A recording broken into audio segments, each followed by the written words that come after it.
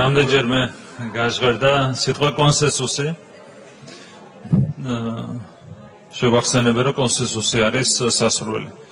ჯერ ერთი კონსენსუსი არ არის ის პრინციპი, რომელთა თანამდებობის პირები აირჩევიან პარლამენტებში, ამაზე არაერთხელ ქონდა ჩვენ საუბარი, გარდა ამისა მინდა შეგახსენოთ.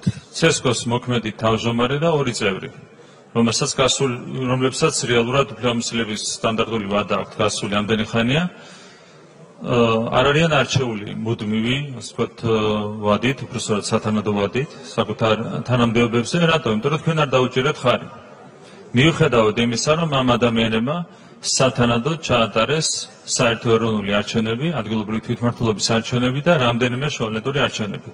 თქვენი მხრიდან იყო ნული კრიტიკა, არავითარი საბაბიც კი არ ქონდათ კრიტიკის, ამის მიუხედავად მათ არ დაუჭერეთ მხარი.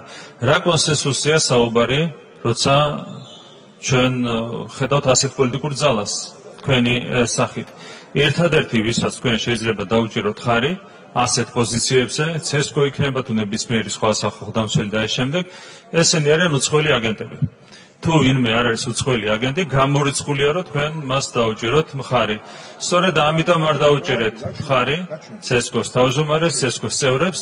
სწორედ ამიტომ არ დაუჭერეთ ხარი მათ შორის სახალხო დამცველის პოზიციაზე ლევან იოსელიანს, სად ჰქონდათ არგუმენტები ან სახალხო დამცველის შემთხვევაში, ან ცესკოს თავმჯდომარის საწევრების შემთხვევაში, იქით აბულინგებდით საკუთარ კოლეგებს, რომლებმაც მაგალითად ხარი დაუჭერეს ლევან იოსელიანს. ეს არის თქვენი დამოკიდებულება და ასეთ დროს რომელ კონსენსუსია საუბარი?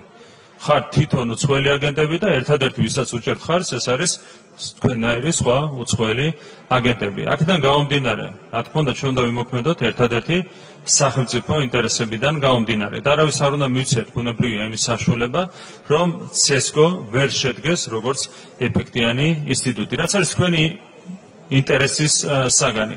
თქვენ მუდმივად ცდილობთ გახვიდეთ თვითონ კონსტიტუციური ჩარჩოებიდან და ცდილობთ, რომ ინსტიტუტები გაიყვანოთ კონსტიტუციური ჩარჩოებიდან. რა თქმა უნდა, ამის საშუალებას თქვენ ვერ მოგცემთ, ამიტომ ცესკო უნდა იყოს სათანადოდ დაკომპლექტებული და არჩევნები უნდა ჩაატარდეს სათანადოდ მაღალი ხარისხით, როგორც ეს იყო უზრუნველყოფილი წინა შემთხვევებში.